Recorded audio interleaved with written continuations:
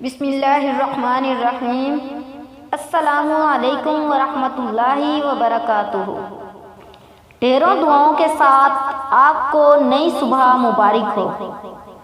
دل دو چیزوں سے روشن اور آبدار ہوتا ہے، استغفار اور ذکر الہی، اور دو ہی چیزوں سے زنگ آلود ہوتا ہے، غفلت اور گناہ۔